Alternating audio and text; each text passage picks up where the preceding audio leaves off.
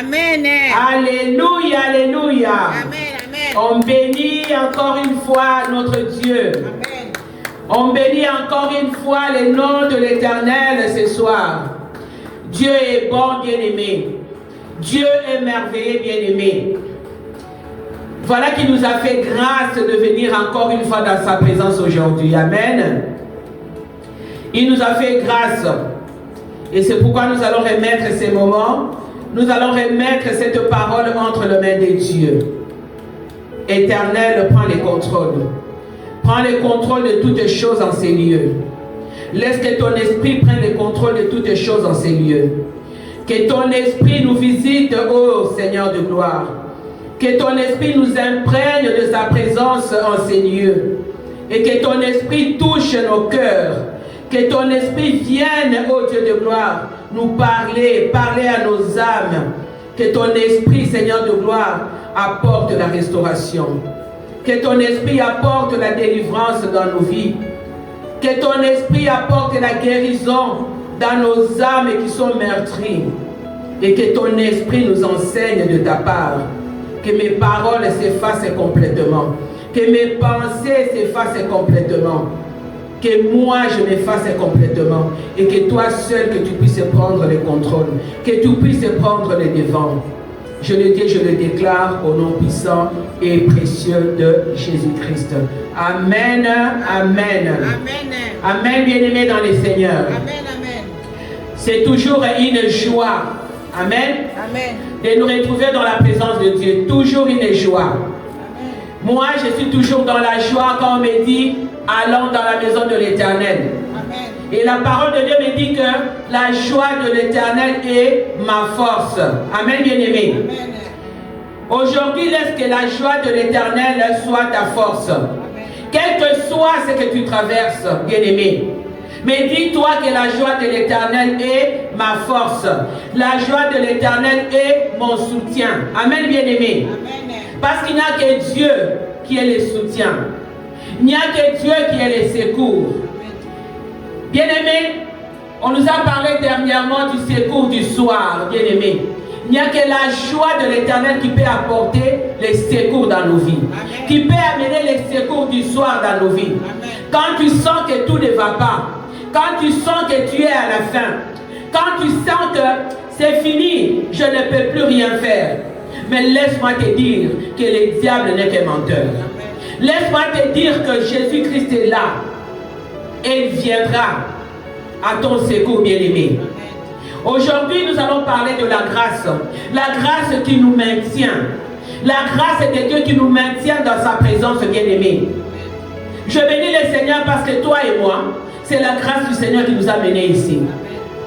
On ne pouvait pas savoir aujourd'hui quand on s'est réveillé, même si on sait qu'on a un ministère ici, mais on ne pouvait pas savoir par notre intelligence qu'on allait nous retrouver ici. Amen, bien-aimé. Amen, Sister Philomène. I am right. Ok? Tu ne pouvais pas savoir que tu allais te retrouver aujourd'hui ici, n'est-ce pas? Yes. Tu ne pouvais pas. Mais Dieu, la grâce de Dieu, a fait que tu puisses quitter là où tu es pour venir ici. Parce que Dieu a besoin de toi. Amen. Parce que Dieu veut parler à ton cœur aujourd'hui. Amen. Parce que Dieu veut parler à ton âme aujourd'hui. Amen. Parce que Dieu veut toucher ton cœur aujourd'hui. Amen. Amen, ma soeur. Amen. Bien-aimés, nous avons tous, sans aucune exception, nous avons tous déshonoré Dieu par nos erreurs, par nos fautes. Et à cause de nos fautes, à cause de nos péchés, ça nous a amené à ce que nous puissions manquer la vie. Amen. Amen. Parce que lorsque tu pêches, tu meurs spirituellement et il n'y a plus de vie. C'est ce que la parole de Dieu nous dit dans les livres de Romains 6, 23, que les salaires du péché, car le salaire du péché, c'est la mort. Mais les dons gratuits de Dieu, c'est la vie éternelle en Jésus-Christ. Lorsque ton âme pêche, ton âme meurt. Lorsque ta vie pêche, ta vie meurt spirituellement. Tu n'es plus dans la présence de Dieu. Aujourd'hui, bien-aimés, nous parlons de la grâce de Dieu. Cette grâce qui nous maintient dans la présence de Dieu. Cette grâce qui nous maintient dans les faveurs de Dieu. Amen, bien-aimés. Mais qu'est-ce que cela signifie, une grâce? La grâce est tout simplement une aide surnaturelle accordée par Dieu aux hommes pour leur salut. Amen, bien-aimé. Toi et moi, on ne pouvait pas survivre. Toi et moi, on était dans les péchés. Mais Dieu nous a fait grâce. Et nous a donné cette grâce gratuite. Pourquoi? Parce que nous avons accepté le Seigneur Jésus-Christ comme Seigneur et Sauveur. Et cette grâce-là est faite à ceux qui acceptent le Seigneur Jésus-Christ comme Seigneur et Sauveur. Elle est gratuite. Je peux aussi dire que la grâce, c'est la bonté de Dieu. C'est sa bonté. La grâce, c'est la générosité de Dieu. Imagine-toi, il nous donne quelque chose qu'on n'a pas mérité. Aujourd'hui, tu peux venir, j'ai de l'argent, j'ai 1000 $. Tu n'as pas ces 1000 $ là, mais tu viens vers moi. Je regarde, je dis, ah, Philomène n'a pas de l'argent. Laisse que je prenne mes 1000 $, je te donne. Tu ne m'as pas demandé. Mais je te fais grâce. Quelque chose que tu n'as pas mérité, je t'ai donné. Voilà comment Dieu, dans sa bonté, dans sa générosité, il nous fait cette grâce-là. La grâce est aussi une faveur imméritée qui est accordée aux enfants de Dieu, qui est accordée à l'humanité. Bien-aimé, le péché, quand tu pêches, donc la disposition de ton cœur maintenant, va maintenant rejeter l'autorité de Dieu. Parce que lorsque tu pêches, ça signifie que tu rejettes l'autorité de Dieu. Ton cœur rejette l'autorité de Dieu. Cette grâce-là te pardonne. Amen, bien-aimé. Ceux qui ont la grâce de Dieu, ceux qui ont compris, et ceux qui reçoivent Jésus-Christ comme Seigneur et Sauveur, qui ont la grâce de Dieu, bien-aimés dans le Seigneur, laisse-moi te dire que leur attitude change. Ton attitude change. Ils auront un comportement humble et brisé. Ça signifie qu'ils vont chercher la vérité dans tous les sens de la vérité. Ils ne vont plus pécher. Leur esprit va désirer ce qui est pur et ce qui est vrai dans la présence de Dieu, et ce qui est droit dans la présence de Dieu.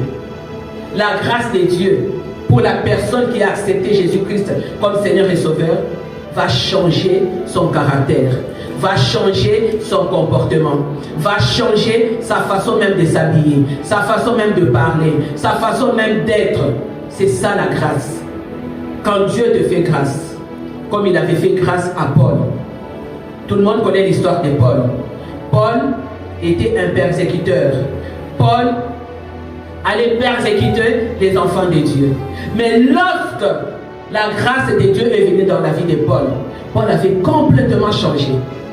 Complètement. Paul a commencé à marcher plus même que les apôtres qu'il avait trouvés, qui avaient marché avec Jésus-Christ. Paul était devenu meilleur. Et Paul avait complètement changé sa façon de voir les choses et sa façon de marcher. Bien-aimés dans le Seigneur, nous voyons nos anciens parents, Ève, Adam et Ève. Adam et Ève avaient péché au devant de Dieu. Je ne vais pas entrer en profondeur d'Adam et Ève, mais je vais parler de la grâce que Dieu avait fait à Adam et Ève. Ils avaient ce qu'on appelle la grâce sanctifiante. Dieu ne pouvait pas abandonner sa créature. Parce que nous sommes créés à l'image de Dieu. Dieu nous a créés à son image et Dieu ne peut pas laisser sa créature mourir. N'est-ce pas, bien-aimé? Et c'est comme ça que lorsque Adam et Ève ont péché, il a permis que Adam et Ève continuent leur mission de remplir la terre et de soumettre la terre. Il y a eu ce qu'on appelle la grâce sanctifiante au-dessus d'eux. Cette grâce qui leur a donné les droits au ciel, les droits dans la présence de Dieu. Adam et Ève ne priaient plus dans la présence de Dieu. La gloire de Dieu s'était retirée dans leur vie. Pourquoi? Parce que Adam et Ève avaient péché. Et lorsqu'ils ont péché, ils ont péché devant Dieu, qu'est-ce qu'Adam et Ève a fait? Ils sont allés maintenant chercher par leurs propres moyens des vêtures, de cacher leur nudité. Si vous lisez dans la Bible, vous allez voir dans les livres de Genèse 3:7 que Adam et Ève ont allé chercher les feuilles de figuier pour se couvrir la nudité. devant Dieu. Parce que Dieu venait chaque soir pour leur parler. Mais ils ont su que non, Dieu viendra. Mais qu'est-ce qu'ils ont fait? Ils sont allés chercher les feuilles de figuier pour se couvrir. Ça, c'était leur propre gloire. C'est quelque chose qui ne pouvait pas durer. Parce que les feuilles de figuier pouvaient se déchirer. Et ils allaient encore aller chercher d'autres feuilles pour se couvrir. Ça, c'était par leurs propres moyens. Mais laisse-moi te dire, bien-aimé, que Dieu est amour. Dieu est fidèle. Il t'a aimé, toi et moi. Amen, bien-aimé. Il t'a aimé, toi et moi, comme Adam et Ève sont restés nus. Dieu a vu que c'est ma créature. Je ne peux pas les laisser comme ça, je ne peux pas les abandonner. Qu'est-ce que Dieu a fait? Dieu est allé trouver une autre solution pour eux. Une solution permanente et durable. Vous pouvez les lire dans les livres toujours de Genèse 1, 29 et 30. Qu'est-ce que Dieu a fait? Dieu est allé trouver une couverture permanente. Dieu a pris un animal. Dieu a tué cet animal-là. Dieu a versé le sang de cet animal pour Adam et Ève. Et Dieu a pris la peau de cet animal. Dieu a fabriqué des habits pour Adam et Ève. Une solution permanente. Parce que la peau de l'animal, comparée aux feuilles de figuier, ce n'est pas la même chose. Amen, bien-aimé. Adam et Ève avaient vécu dans la désobéissance. Ils ont vécu dans la honte à cause de leur péché. Mais Dieu a pris cet animal-là. Et cet animal-là maintenant a couvert leur nudité, a caché leur nudité. Cet animal était mort à la place d'Adam et Ève. Cet animal avait donné leur vie, alors que c'était un animal qui était innocent. L'animal n'avait rien. L'animal n'avait pas fait de péché. L'animal n'avait rien fait de mal. Mais c'est Adam et Ève qui avaient péché. Amen, bien-aimé. Mais Dieu, dans son amour, il fallait qu'il couvre la nudité. De la même façon, bien-aimé, lorsque toi tu pêches au-devant de Dieu, Dieu, quand tu vas dans sa présence, tu dis Seigneur, pardonne-moi. Dieu te pardonne. Il te couvre de son amour. Il te couvre de sa bonté. Amen, bien-aimé. Dans les livres d'Éphésiens 2:1, la Bible nous dit, vous étiez morts par vos offenses et par vos péchés. Amen. Donc on est mort par nos offenses, par nos fautes et par nos péchés. Lorsque tu meurs, lorsque tu pêches, tu meurs spirituellement. Car l'homme qui pêche, bien-aimé, est mort spirituellement. Et sa relation est complètement rompue avec Dieu. Quand tu pêches et tu restes dans cette position-là, tu meurs spirituellement et ta relation est rompue avec Dieu. Pour revenir vers Dieu, il faudrait que tu ailles vers la repentance pour que ta relation soit rétablie. Amen, bien-aimé. Bien-aimé, la loi ne nous donne pas ce que la grâce nous donne. La loi ne nous permet pas aussi de vivre selon la parole de Dieu. La loi va te permettre de vivre selon les hommes, pas selon la grâce de Dieu, pas selon la parole de Dieu.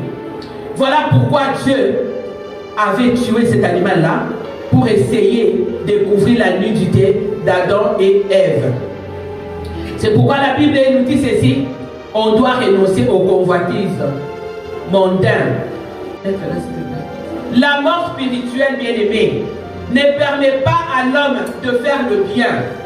La mort spirituelle ne permet pas à l'homme de faire le bien. Lorsqu'il y a la mort spirituelle qui vient dans ta vie, tu seras incapable de faire quoi que ce soit. Si ce n'est pas à cause de la grâce de Dieu. Si tu te mets dans cette position-là, les efforts de l'homme ne peuvent rien faire. On a vu l'exemple d'Adam et Ève. Ils ont péché. Qu'est-ce qu'ils ont fait? Ils sont allés chercher les feuilles de figuier. Mais ce n'était pas une solution durable. Ce n'était pas une solution qui plaisait à Dieu. C'est pour te dire que la solution de l'homme ne peut pas donner une solution durable. Pour effacer tes fautes, pour vivre selon Dieu, pour vivre selon la parole de Dieu. Et cette solution de l'homme ne te permettra pas de connaître Dieu en profondeur. Amen, bien-aimé. L'homme était perdu. Amen. L'homme s'est rebellé au-devant de Dieu. Et pourtant, Adam et Ève ont continué à bénéficier de la bonté de Dieu. Amen, bien-aimés. Ils ont continué à bénéficier des soins quotidiens.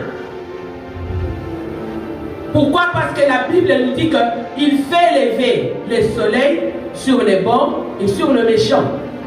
La pluie tombe sur les justes et sur les injustes. Lorsque la pluie tombe, est-ce que la pluie choisit pour tomber seulement dans un coin où il y a les justes et puis les injustes, la pluie ne tombe pas? Non. C'est pour vous dire que Dieu est bon. Dieu nous aime, Dieu est fidèle. Amen, bien-aimés. Donc lorsque la pluie tombe, Dieu sait que là, il y a les méchants. Ici, et les méchants et les bons, la pluie va tomber sur eux. Lorsque je fais apparaître mon soleil, c'est sur les bons et les méchants. Amen, bien-aimés. C'est pourquoi la Bible nous dit ceci. Dans Romains 2, 4. Où méprises-tu la richesse de sa bonté, la richesse de sa grâce? Beaucoup aujourd'hui méprisent la grâce de Dieu. Où méprises-tu la richesse de sa bonté, de sa patience, la patience de Dieu, et de sa longanimité, ne reconnaissant pas que la bonté de Dieu te pousse à la repentance? Amen, bien-aimés. Aujourd'hui, beaucoup négligent, beaucoup bafouent la grâce de Dieu. Mais dans son amour et dans sa fidélité, il accorde aux pécheurs sa faveur qui est cette grâce pour te repentir. Voilà pourquoi Dieu est patient. Amen, bien-aimé. Voilà pourquoi Dieu est patient. Voilà pourquoi Dieu continue à manifester sa bonté à l'égard de l'humain. Amen. Parce que lui-même, il a créé l'humain, c'est sa créature. Il ne voudra pas que cette créature aujourd'hui meure et va dans le feu. Parce que c'est Dieu qui va perdre, n'est-ce pas? Si toute la créature de Dieu va à l'enfer, c'est lui qui va perdre. Ça signifie qu'il a fait un travail inutile. Amen. C'est la même chose comme tu as des enfants, tu te bats, tu te dis bon, je vais me battre. Comme je peux donner l'exemple d'une femme là, je vis un film là. Cette femme là, elle n'avait rien. Son mari l'avait abandonnée, elle n'avait absolument rien. Et puis elle s'est dit, qu'est-ce que je vais faire pour que mes enfants puissent aller de l'avant? Cette femme-là s'est levée. Elle est allée quelque part, elle a trouvé, on construisait une maison. Cette femme a dit, elle a cherché du travail partout, on ne lui donnait pas. Partout où elle allait pour trouver du travail, je m'excuse de dire ça, les hommes voulaient coucher avec elle pour avoir le travail. Et elle ne voulait pas parce qu'elle craignait Dieu. Mais alors un jour, elle marchait, elle a vu une maison où les gens construisaient. Il y avait des gens qui construisaient. Et puis elle s'est dit, ben, je peux aller trouver du travail là-bas. Je vais aller voir si on peut me donner du travail. Elle avait 2 enfants. Elle habitait dans une petite bicoque là, une petite maison de rien du tout. C'est une histoire vraie. Aujourd'hui, cette femme-là, elle est milliardaire. J'ai oublié le nom de la femme. Mais son exemple m'est venu pendant que je parle maintenant. Cette femme-là est allée maintenant là-bas trouver du travail. Le monsieur qui était là lui a dit, non, toi tu es une femme. Ici, moi j'ai besoin des gens pour soulever des briques, pour apporter les ciments, pour faire ceci, toi tu ne pourras pas. Il a dit, si, je pourrais. Pour mes enfants, je pourrais. Cette femme-là a commencé à travailler là-bas. Elle transportait des briques. Elle montait avec des briques, elle allait donner aux maçons qui construisaient la maison. Jusqu'à ce qu'elle a mis de l'argent de côté, elle a mis de l'argent de côté. Elle a eu de l'argent pour payer un loyer convenable avec ses enfants. Et après, elle a continué à mettre de l'argent de côté. Jusqu'à ce qu'elle a ouvert une boutique. Elle a ouvert une deuxième, une troisième. De la boutique vers de grands magasins. Vous comprenez un peu? Vous comprenez un peu? C'est ça que Dieu fait. Dieu nous a mis sur cette terre. Dieu s'est bâti. Maintenant, toi tu viens maintenant, tu te dis, ben, c'est vrai que tu es allé à la croix, c'est vrai que tu as fait ceci, je n'ai pas besoin de cette grâce-là. De la même façon comme ces enfants-là. La maman s'est battue et après tu vas dire à la maman, tu as fait un travail inutile parce que je n'ai pas besoin de tes efforts. Mais les enfants n'ont pas fait ça, ils ont reconnu. Vous comprenez? Et c'est ça que la plupart d'enfants de Dieu font. Ils ne reconnaissent pas cette grâce. Ils rejettent cette grâce. Donc beaucoup considèrent la grâce de Dieu comme une faiblesse de Dieu. Alors que ce n'est pas une faiblesse. Ils méprisent la bonté de Dieu. Ils méprisent la patience de Dieu. Et pourtant, Dieu nous donne la chance à un chacun de nous repentir. Parce que la Bible nous dit ceci, il déteste le péché, mais il aime les pécheurs. Et il veut que tous reviennent à la repentance et irrite le royaume des cieux. Mais aujourd'hui, les gens disent, nous vivons sous la grâce. Donc comme je vis sous la grâce, je peux faire ce que je veux. Je peux me comporter comme je veux. Non, bien-aimé. La grâce n'est pas un laisser-passer pour... Non, bien-aimé. La grâce n'est pas un laisser-passer pour te permettre de faire du mal. Non. La grâce, c'est quelque chose que Dieu te donne pour te libérer du péché, pour te libérer du mal, pour transformer ta vie à l'image de Dieu et pour que tu ne puisses plus refaire les mêmes erreurs. Amen, bien-aimé. La grâce, bien-aimé, n'est pas la condamnation. C'est l'inverse de la condamnation. Quand la grâce est venue, Dieu nous tend sa main. Amen, bien-aimé. Dieu tend sa main. Il te dit, viens, Héra. Viens, ma fille. Viens. Yvonne, viens. J'ai besoin de toi. Amen, bien-aimé. Je vais donner l'exemple d'un prisonnier. Un prisonnier qui a fait une faute grave. Il se retrouve là en prison. Mais un jour, il voit sa porte de la prison s'ouvrir. Le juge lui dit, tu es gracié, tu es libre. Qu'est-ce que cela signifie? Que lorsque tu es gracié, lorsque le juge dit que tu es gracié, ça signifie que tes fautes tombent. On enlève tes fautes. Donc tu ne dois plus parler de tes fautes. Tu ne dois plus porter le poids de tes fautes, ni de condamnation. Amen, bien-aimé. Ça signifie que le parquet ou le tribunal a porté pour toi la condamnation, a porté pour toi tes fautes. Même si tu étais un meurtrier, on te dit, c'est fini pour toi, on te sort de la prison, on oublie ce que toi tu avais fait. On t'est gracié et c'est fini. Maintenant, quand toi tu sors, tu continues à dire, ah, moi, Jésus. Donc tu continues à te culpabiliser. Alors que le juge t'a déjà gracié. Le juge a déjà dit que tu es libéré. Tu es non coupable. C'est pourquoi la Bible nous dit dans Romains 8:1 que la parole, qu'il n'y a aucune condamnation pour ceux qui sont en Christ. Christ, lui, il avait porté nos condamnations sur la croix. Donc lorsque Christ a accepté d'aller à la croix, il a dit que voilà, toi, mes bises, tu avais fait ceci, tu n'avais pas bien marché. Mais moi, je vais me rendre coupable pour toi. Je vais porter cette condamnation-là. Il me fait cette grâce-là de ne plus porter cette condamnation. Mais moi, il y a quelqu'un qui a porté ma condamnation, mais moi, je continue à me condamner, à me culpabiliser. Bien-aimés, vous ne devez pas vous condamner. Vous ne devez pas vous culpabiliser. Vous devez vous pardonner, parce qu'il y a des gens qui ne se pardonnent pas. Telle chose est passée, même si ce n'est pas elle, si c'est quelqu'un d'autre, la personne continue à se culpabiliser. Bien-aimé, lorsque tu te culpabilises, ça signifie que tu montres que tu n'es pas une nouvelle créature. Et pourtant, lorsque Dieu a pris nos péchés sur la croix, il a fait de nous de nouvelles créatures.